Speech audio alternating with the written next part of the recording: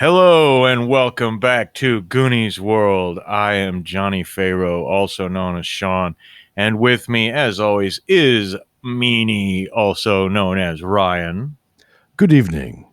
and Goonie, also known as Colin. Hello there. And I believe tonight we are taking off into outer space, going back, as it were, to meet with some old characters from one of our very first podcasts, one of our very first episodes. I don't think it was the first, maybe. But Oh, that's right. Well, it was the first ones we recorded. I Yeah. think, we yeah. mixed up the order. Yes. Like, that Lasers and Feelings game, if you have heard it, is, first of all, not a prerequisite at all, because that existed. It's a completely different timeline, a different continuity of these characters. The only thing that, is going to be retained is the fact that Flurf is, in fact, still with them, and, of course, their personalities. But this is a different universe. This is a different system. I just made this one up in 5 minutes to use. It is indeed, as Sean alluded to earlier in the intro, called the Back System. I was originally going to name it the Buck System, after Buck Goodsense, of course, but I couldn't think of a good stat for U, the letter U. So I went with Back, which of course stands for Brawn, Agility, Charisma, and Knowledge, which they have distributed points between. If anyone can think of a word for dexterity or agility that starts with a U, please let us know. We might change the name. We might indeed. And I briefly toyed with the idea of using like utility or something, but it just didn't work for me. Anyway, jumping right in, we join our friends, Buck and Dweich, Buck Goodsense and Dweich Stevens, even, as they have just begun relaxing aboard a large space station called Solarian Station. I don't know if you guys, I think Colin has, I don't know if you have, Sean, been to Las Vegas, but in Las Vegas, at least, along the strip with all the big major names, the Venetian and the Aria and everything, they're basically giant hotels attached to a giant mall with like 27 restaurants and like 1,500 to like 3,000 rooms, right? And that's basically what this space station is. Okay, it's just this massive sort of resort with the hotels and restaurants and bars and clubs and everything. And this one in particular is in orbit around a gas giant called Minerva. And indeed, in many places throughout the station, that'll have like, oh God, what's the fucking word? Cupolas, right? Like, so that you can like see the gases sort of slowly swirling in the sort of Jupiter-like atmosphere. And indeed, you find yourselves in an aircraft-themed bar and restaurant, drawn here perhaps by the vintage old-timey aircraft, that are suspended from the ceiling and stuff. Yeah, those guys had the right stuff back then, Dweich. This is like a museum in here. That's right, with alcohol. Indeed. And being, an aviation-themed restaurant, it is called or bar and restaurant, I should say. It is called the Cockpit. And just as I was describing, you're kind of seated at this table or bar, if you prefer. But again, one of these cupolas above you, and you can see, the planet that you were in orbit around, Minerva.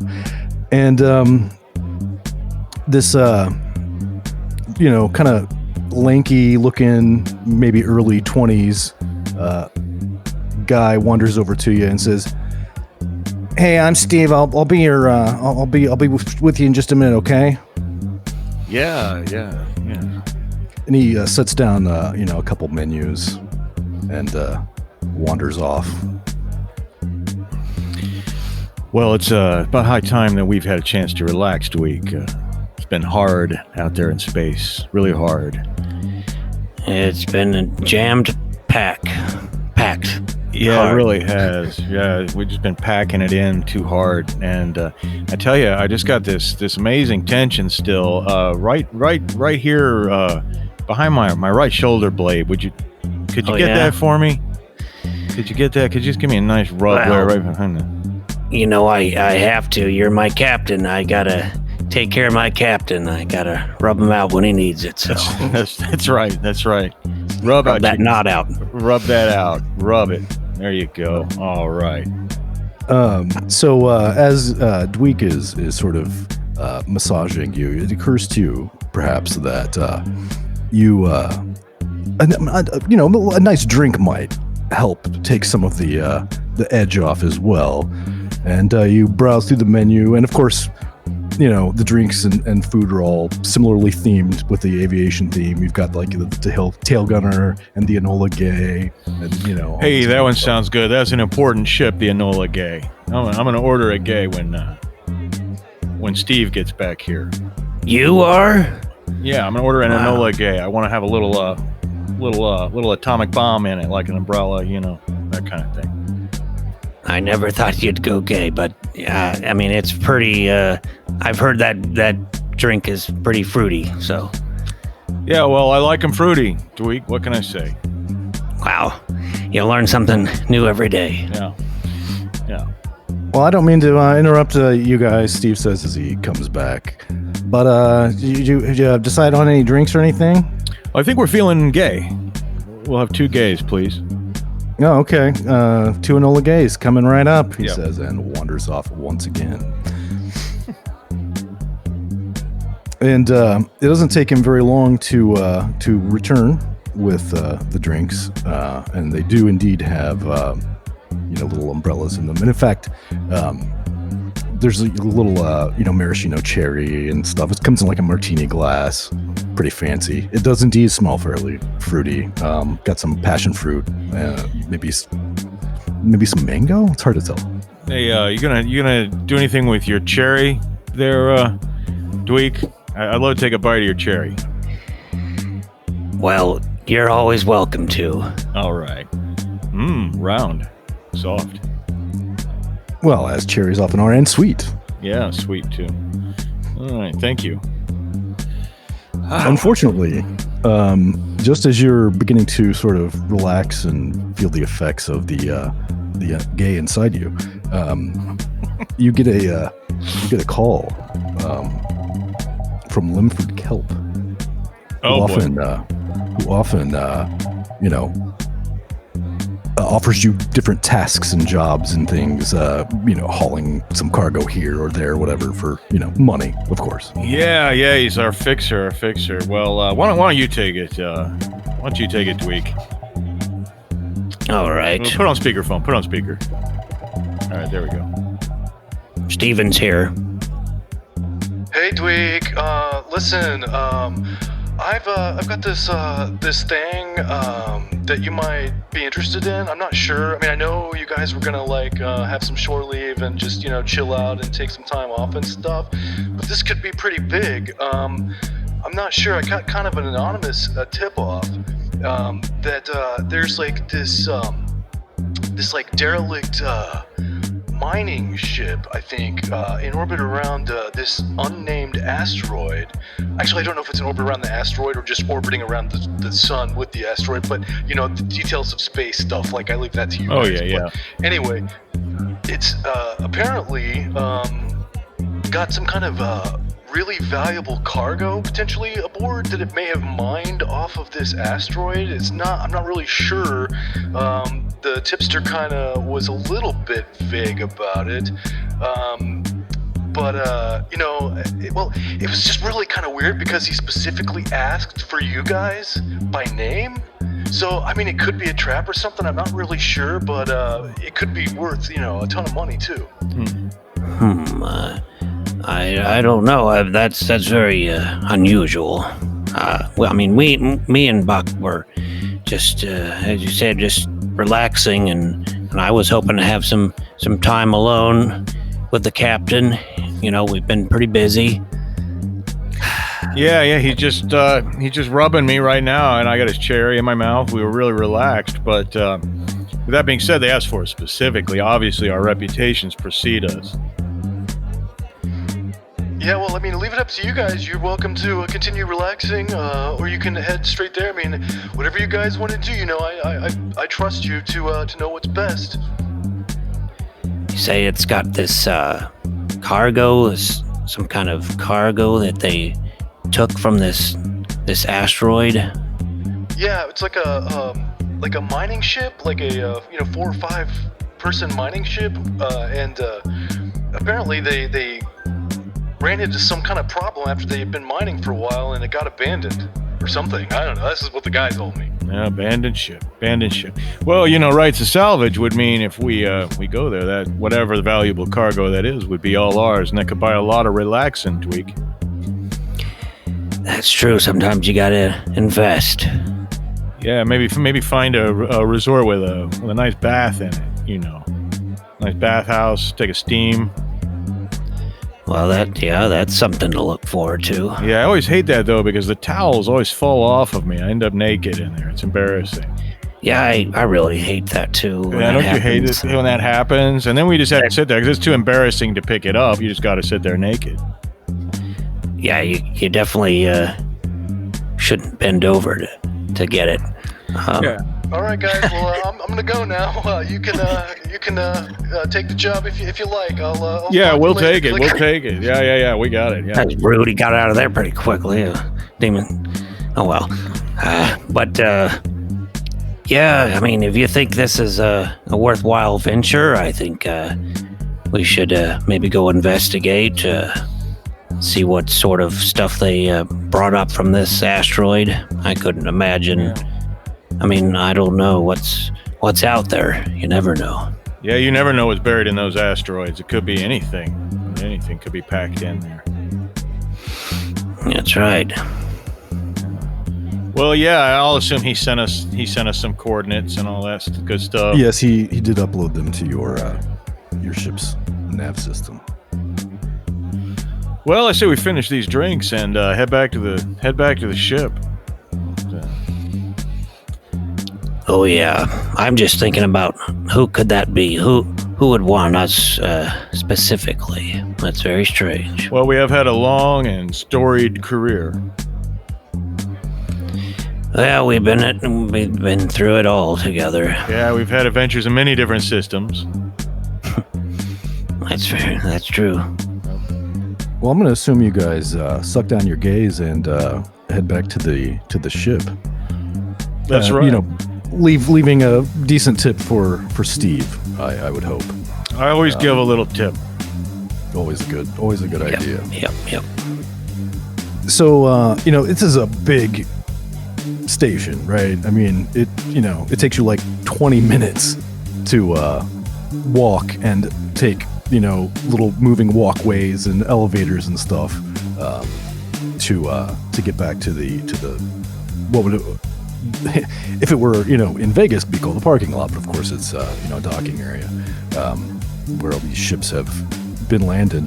And you spy your ship, which is of course a small, fairly small 2-3 person type ship. Of course I should have mentioned earlier, Flurf is waiting on the ship for you. They do not. They will allow Flurfs on the station, but they don't really allow them in restaurants because of their eating habits and stuff might bother the diners and things. So sure. So he was just staying on the ship, which you see, and you begin approaching. But you see a Solarian security staffer standing outside of your ship with a tablet, which he's kind of, looking at. He's, wearing a typical Solarian security uniform, except the optional shorts instead of like long pants and some like very unusual white boots for some reason instead of black, but he doesn't seem to notice you approaching right away. Well, Well, I guess we'll go see why this guy's waiting out for us, and go in and see if Flurf has finished cleaning out the bilges and the waste areas yet. Excuse me, friend. Can I help you? And he looks up from the tablet at you and says, "Well, hey there, fellas. Hello. Excuse you, who are you? Well, I'm Officer Ted from Solarian Security here now. Now, is this your ship here? I reckon it must be, yes? That's right. Very proud of her. Well, I'm sorry to break it to you boys, but it looks like you're under violation of the local penal code." Under violation? That's impossible. The penal code? That's right. Well, all our penile information is in order as far as I know. Well, like I said, I hate to break it to you, but it looks like this part of your ship right here, and he points down to one of the, landing gear. This is about, 8 centimeters outside the parking area, and potentially impeding the flow of foot traffic into the resort. It's also a safety violation. You're under all kinds of violations of the penal code. That is absolutely ridiculous. I don't suppose any arrangement could be worked out. Arrangement? Well, I reckon I don't rightly know what you're talking about there. He's talking about a penal arrangement. I'm saying, we got business to take care of. There could be a way to handle these violations quickly and quietly, or are you telling us that we're here for months and months and months of legal hassles before we're allowed to make a living? Well, let's see now. Why don't you, Buck, I'll let you choose. You can make a charisma check, or you can make a charisma plus knowledge check. Okay, and refresh my memory. When I'm doing a charisma plus knowledge check, what does that mean? I'm rolling 2. Am I adding those stats together and then rolling under them on a d20? Yes. All right. And if I am just making a charisma check, would I do that Be a on a D10. D10? All right. Yep. Now, the listener and I know what I'm doing, and I'm going to go with the straight-up charisma check, because that gives me a much better chance. And I'll give him my best smile, and I'll position my mouth just so that, there's that little sparkle on my teeth while I had this conversation with him. I do roll a 4 out of an 8 for a success, I believe. Well, now, I'm afraid violations of the penal code are quite serious, but this particular infraction is only worth a ticket, he says, as paper begins printing and sort of spooling out of the device he's holding. All right. And he tears it off and hands it to you, and then the fine is like, 200 space bucks. All right, take care of that, would you, Dweich? Yeah, of course. Well, it's not. You don't have to. You don't pay me now. You send the credits via fast wave or something. I'll take care of it. Yeah, the check will be in the mail. Don't you worry. All right. Well, and I will point out that had you instead made a charisma plus knowledge roll, he would have just let you go. Or if you would have succeeded on it, if you would have failed, you would have been taken into custody. But okay. It matters not, however, because you were let off with a ticket and allowed to board your ship. And we'll never pay this damn ticket. We're never returning to this place ever again. Yeah, just put it in the drawer with the other tickets. I'm gonna have the bathrooms wallpapered in those one of these days. That's what I mean. I was actually just gonna save that for a birthday surprise, but just kind of slipped out. Yeah, you know what I'd really like, Dweich? We're in that old-timey aviation-themed bar. Those kind of leather bomber jackets those guys were always wearing back then? Really like to find something like that. Keep your eye out for that. I know you got an eye for fashion, Well, leather. Yeah, sure. Yeah, I remembered you saying something once about leather, being into leather. And so next time you're in one of those leather stores, if they have those leather bomber jackets, 20th century, grab me one, will you? Yeah, that sounds good. All right. I'll try. All right. So you board your ship, and indeed, the coordinates have been uploaded to your nav computer. And you take off out into space. Yeah. The final frontier. Yeah. Flurf, we're home. He's... Now, is he the only other... it's just the one Flurf on our ship? Yes, and the planet of Flurfs was just a dream you had one time. Yeah. As far as we know, there's only one Flurf. Then there's always been Flurf. He's always been there. Yeah, I just assume he's like been here as long as the universe has been here, and he'll be here as long as there's poop to eat. Well, I mean, he had to. I would think that. He would have been really hungry for billions of years until people or creatures evolved that would poop. That's why he eats the way he does now. He's probably got his mouth full right now. He's probably down there sucking on the toilet pipes as we speak. Yep. He's probably cleaning out the waste tank. Yeah, getting deep up in that pipe. So you begin heading off towards the supposedly derelict ship, and takes you some time to get there. I'm assuming we're not talking in terms of like months and months, but we've got some super advanced technology that allows you to traverse the solar system in a matter of hours as opposed to days or weeks or months. Well, ever since we had that tachyon drive installed, it's been a lot faster. Yeah, it was a big improvement. And your journey is largely uneventful, and you arrive at last at this asteroid. It's a kind of a small. I mean, you by looking at it, you kind of think that this. It's not even named. I mean, the important ones have names at least.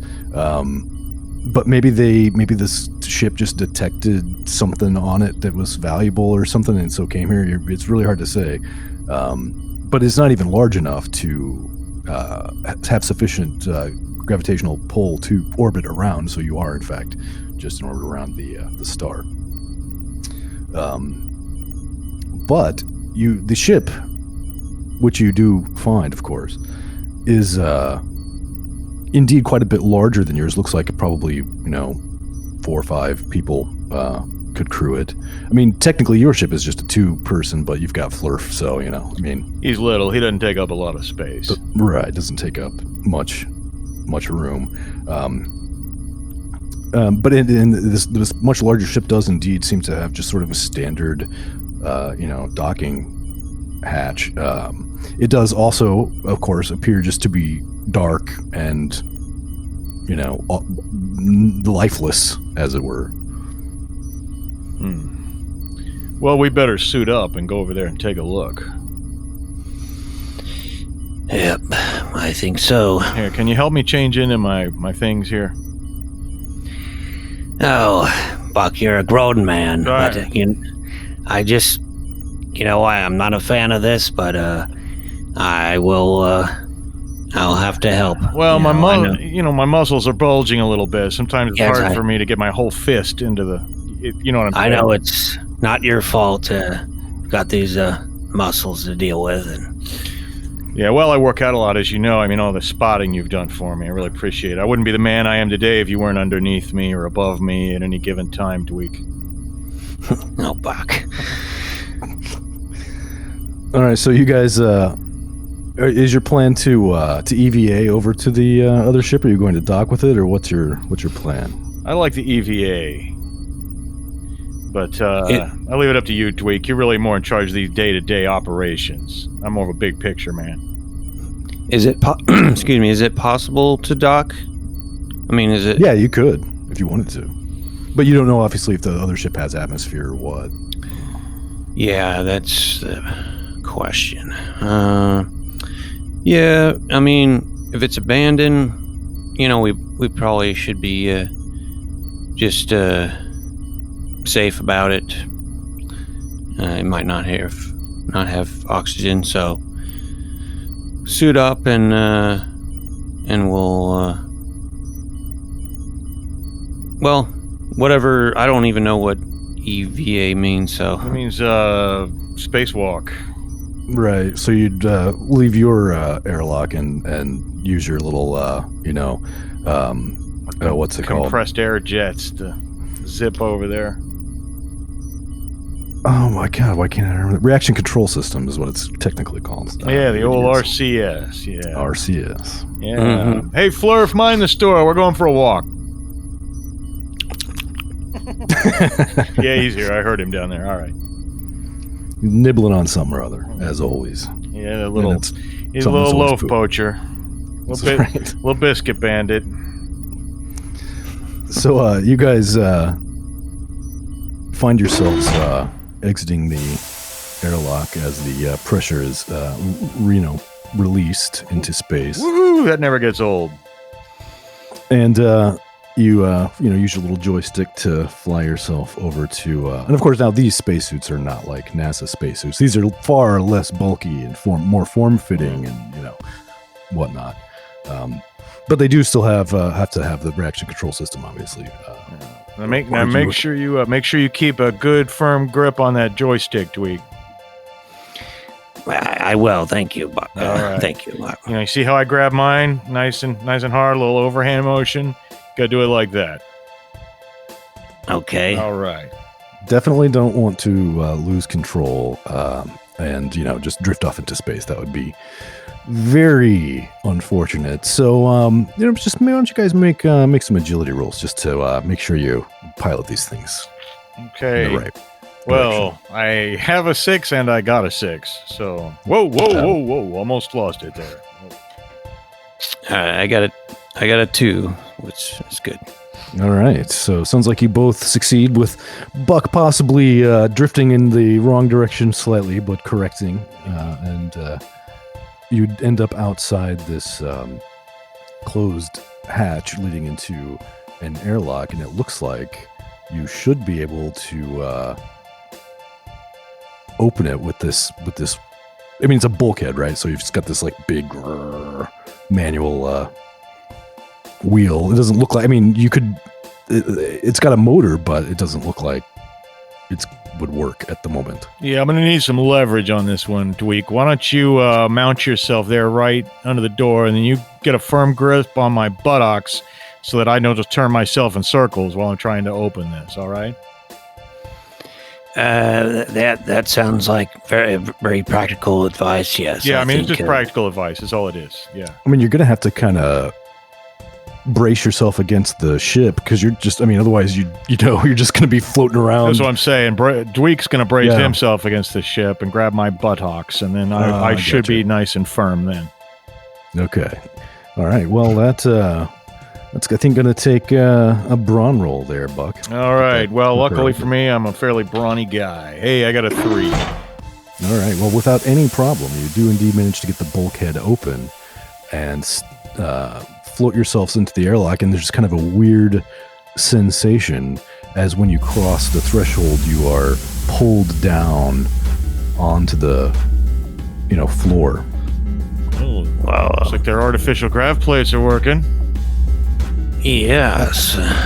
So it appears there's some sort of power. Yeah. We got any lights or emergency lighting or anything like that in here? No, it's all pretty dark. All right. Luckily, I got this, headlamp built into my helmet here. Let's get a little light on the situation. Well, it's a pretty standard looking airlock, as far as you can tell. With their standard sort of caution and warnings about being spaced if you're not careful and whatnot. But yeah, it looks like you all you really need to do is close the bulkhead. It seems like the type of airlock that should, if the ship is pressurize itself automatically. But the ship might not be pressurized. You're not sure. Only one way to find out.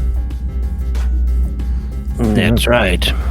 When you close and seal the bulkhead, causing it, were it not for the headlamps, to be pitch black in here without the starlight, or possibly if you've got lights on your ship shining in this direction, which would make sense probably.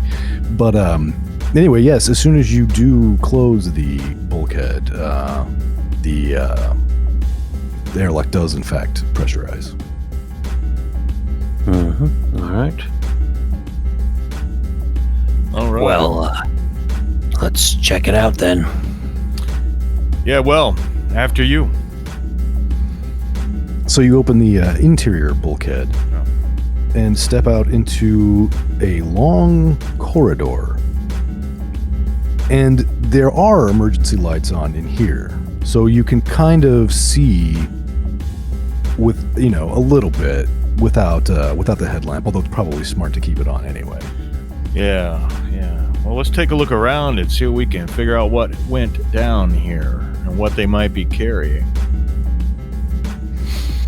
So you take a few steps down the hallway, and you come to an intersection, and fortunately it's not a super large ship, but it is large enough that they felt it necessary, the manufacturer, to put signs on it, wayfinding signs. So in one direction appears to be the captain's quarters.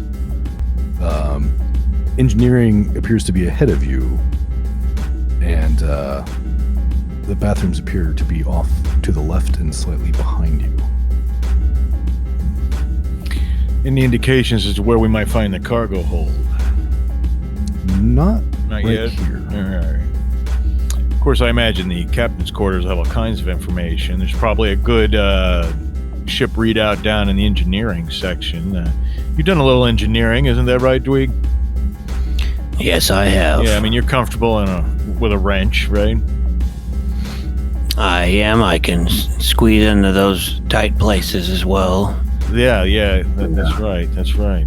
Grease monkey, they call me, so. Oh, so that's why when I found you smeared with all that oil that time, I get it now. That makes total sense. Of course, yes. All right, okay. All right. Well, yeah, I just got a hunch. Maybe we ought to check out engineering first. That'll give us maybe a clue as to the state of the health of this ship. If it's a healthy ship, if we can get it out of here, we could save ourselves a lot of hassle transferring its cargo. Yes, I think that's a good idea. All right, so you, for the moment, passing by the captain's quarters, proceed down the corridor towards the engine room. And when you arrive at the door to the engine room, it is closed.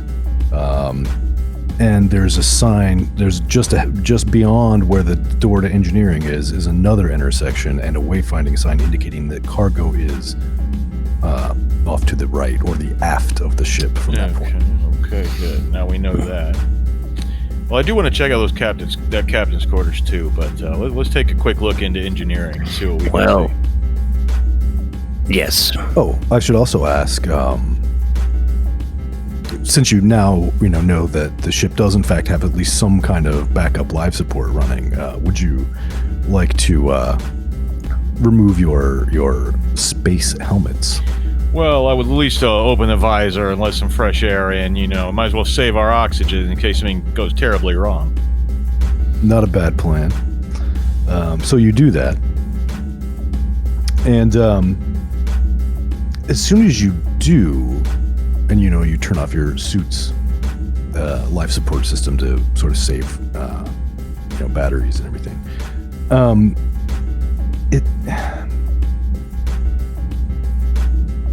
it's kind of strange. So first of all, looking around you, you notice that like the surfaces aren't like covered in dust particularly, and you would typically sort of expect maybe a derelict ship like this to have kind of a musty, abandoned, disused aroma. But this doesn't have that. The air smells fresh and clean and slightly of popcorn and like soap. Yeah. Almost like your aftershave a little bit. Well, a little bit. It's an odd smell. I was expecting musk. I'm familiar with musky smells, and so it was very strange not to smell this. So this is. I wonder if there's still someone or someone's living on this place. Well, something tells me we're going to find out if that's the case. All right. Well, let's take a look at the engineering readouts and see if we can't get an idea about the health of this ship. Obviously, you're going to have to do that, Dweich. You're the brains of this operation. Of course.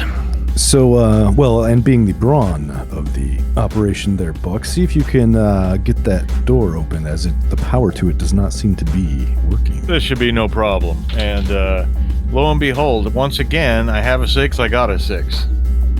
Well, you struggle a little bit, but you do manage, in fact, to get it open. And head into the engine room. And I'm not as brawny as you might think. I am all charisma, baby. So, Dweich then is going to peruse the engineering readouts, I understand? Mm-hmm. Well, Dweich, make a knowledge roll.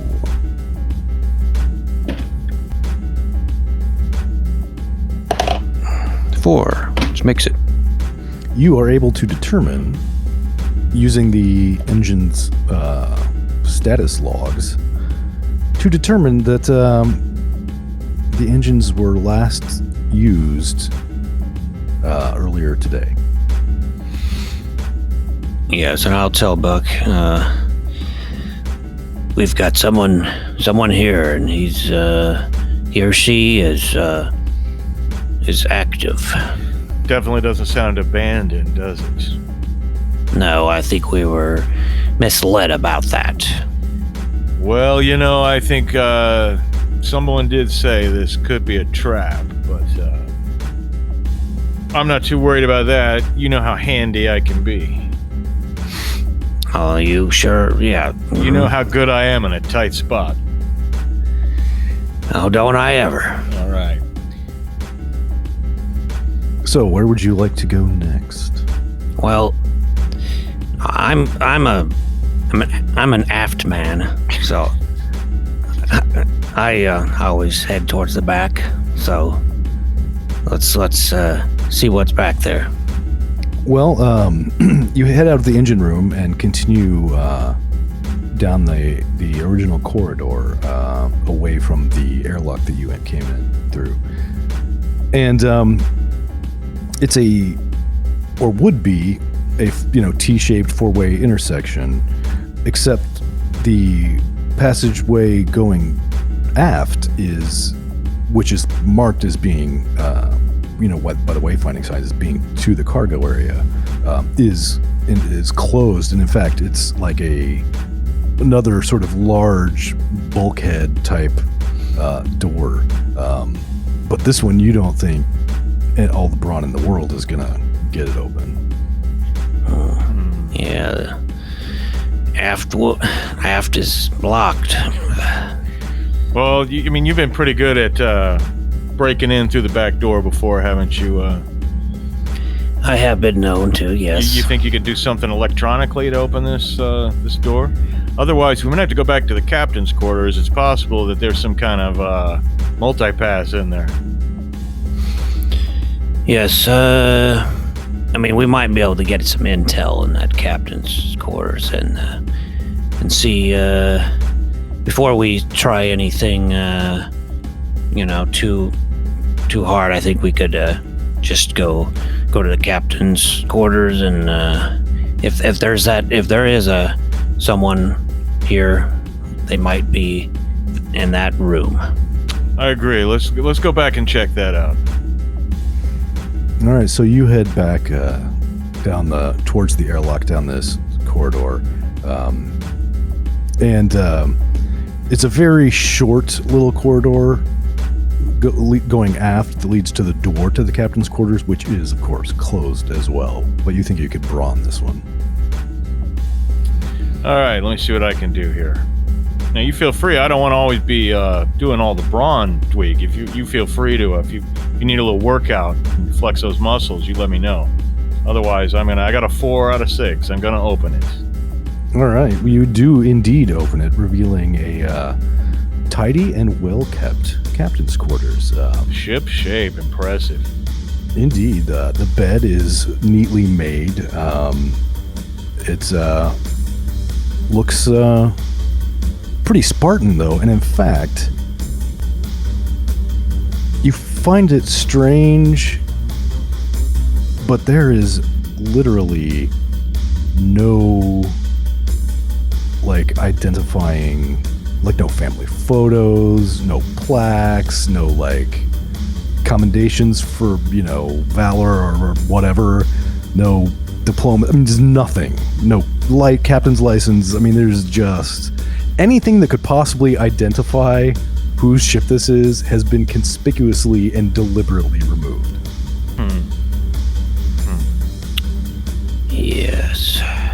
Well, that's interesting. Any kind of little desk or credenza or something built into the wall, or any drawers just rifle through? So yes, there is a desk, and it does have drawers. They are all empty, and there is nothing on it, but make a knowledge roll. No, I have a 4 knowledge, and I rolled a 9. Would Dweich like to attempt? Oh, yeah. Oh, I got a 10. Oops. Oh, don't forget now, you do have luck points. Oh, that's right. And we've got 5 luck points, so might as well. I'll spend mine since I messed that one up pretty good. Yeah, 10's worse than 9. It is. Yeah, and I have a 7, so I don't. It's not that easy. It's not that. Let me see what I got here. Oh, I got a 5 this time. Well, and you don't even need to roll again because spending a luck point guarantees success. Oh, okay. So you do, in fact, succeed, and snooping around the captain's quarters, you find a small compartment concealed behind the headboard of the bed. That's where his porn will be. Mark my words.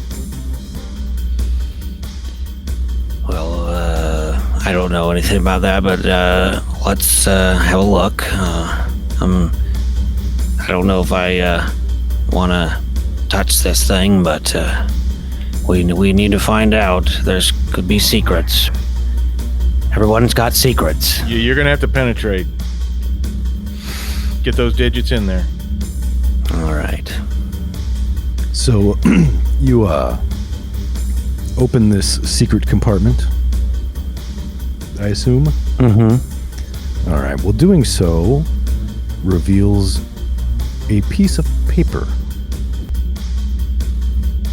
Now, is this a folded up piece of paper or just... No, it's just lying flat in this little compartment. Okay. Is it in our language? You haven't taken it yet. Okay, I'll pick it up and try to read it. Well, you do pick it up and you do read it, as it is, in fact, in your language. Excuse me. And it appears to be, and in fact, it is, you realize, a deed to some kind of celestial body. It doesn't specify what it is, but it is named, so it is at least large enough to be named. And in this case, it is named something that you don't think is in your language. It is Mystiki Vazi. Mystiki Vazi. And the name, however, on the deed has been obscured. As in the owner. As in deliberately? It seems to be. As in no way, it was just a bot, not an ink spill, but like a whiteout type of situation, scratched. like Sharpie, scratched out, yeah. Well, I wonder where this, what's the name of the place again? Mystiki Vazi. Mysticavazi. This Mysticavazi. Wonder where that is. Sounds like a character, like in Welcome Back, Kotter. Mysticavazi. Yeah, we'll have to run that through the Navic computer later and see if we can find a match. But no kind of keys in here, I assume. No key cards, passes, anything like that. No, nothing like that. And in fact, Dweich, I'm not even going to make you roll for this, but you think the most likely place to find controls to reactivate some of the ship's systems and possibly, open the cargo area doors is probably going to be the bridge, which is probably going to be at the very fore end of the ship. Okay. Yeah, I mean, we should check out the bridge. Take me to the bridge.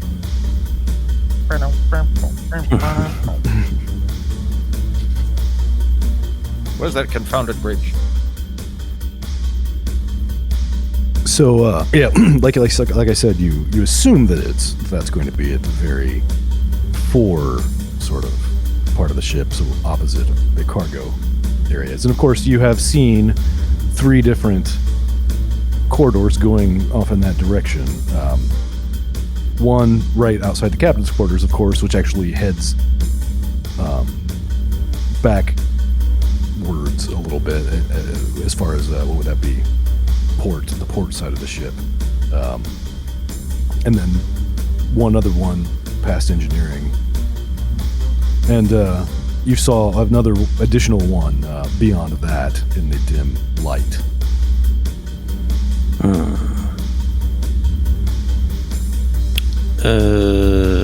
We want to go port.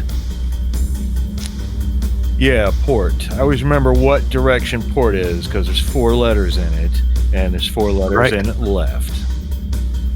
Yep, that's how I remember it. That's how I remember it. And our friend Wimp, also known as Jason, is actually the one that I remember first hearing that from. So I've always remembered it. Well, one of these days we'll get Wimp, also known as Jason, on this podcast. Yes. For sure. Yes. So you take the corridor opposite the captain's quarters back to it goes forward, but also slightly port. Yes. Very well. Well, that hang a left. The foreport hall. That corridor ends in another door, but this one is just a sort of push swingy door, and it is labeled restrooms. That's a swinger, that door. Yeah. Let's, anyone gotta hit the can?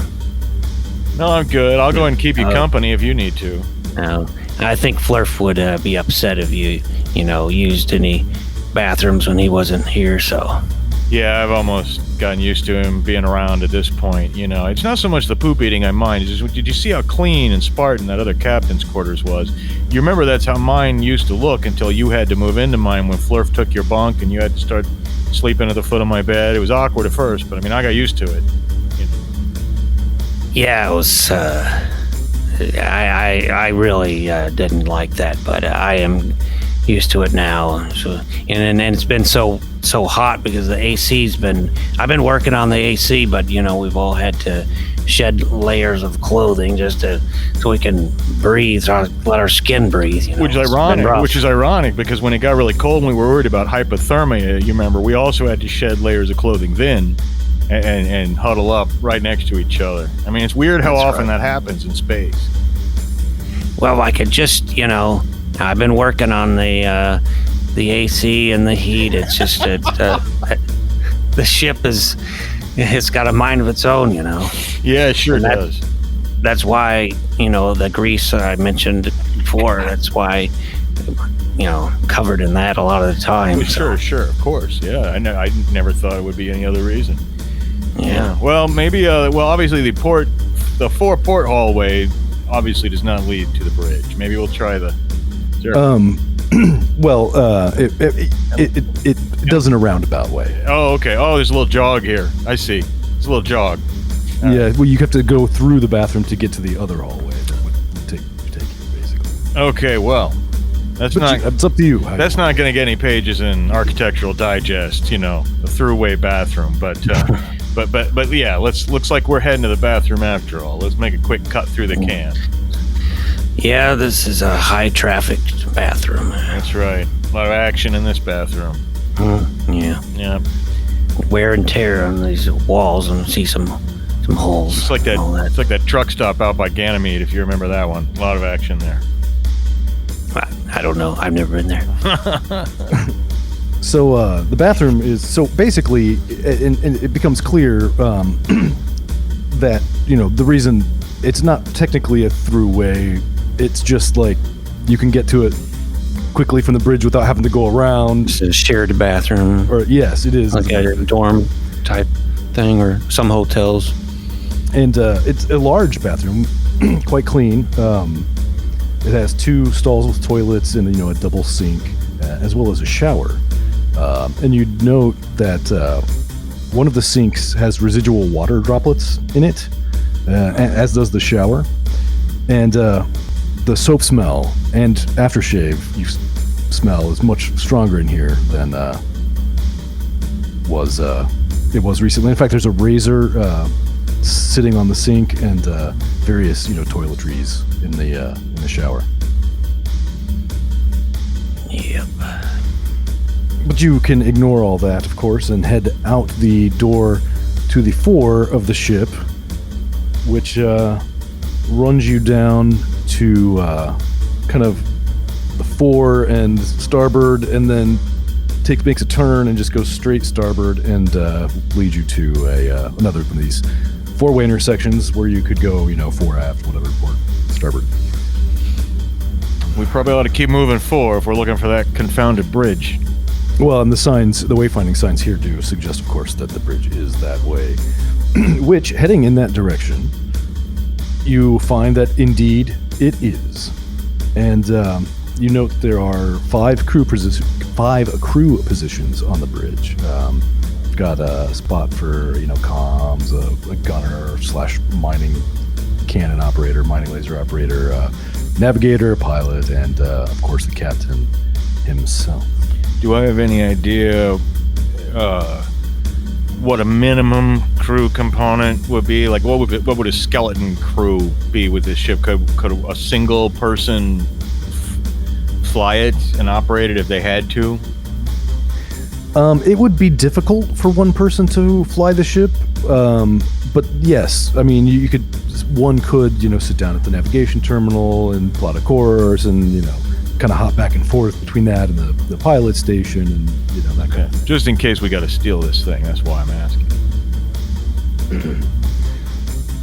But I believe the idea here was getting some additional power back to the ship's systems and getting the cargo doors open. That's right. I can't muscle those things open, and you know there could be other systems we don't know about. Get more than just these emergency lights on. Maybe they got a nice music system here, music collection. You never know. Entertainment library. Dweich can sit down at the navigation terminal, which also contains the ship's computer, if you would like, and try to turn that on and see if you can get some systems online, get some cargo doors open. Let me see what I'm working with here. Let's sit down and I'll roll something. Knowledge, yes. Knowledge. I got right on it, 7. All right. Well, that's good enough to get some power to the cargo doors and get the cargo door open, but We've got juice, baby. that's the minimum that could have happened. Dweich, can you tell if there's any life forms aboard this ship? Is there some kind of interior sensor suite or security cameras you can? No, there is, but that is not included in the systems that he was able to get working. I see. Okay. All right. But I think we got that cargo door wide open.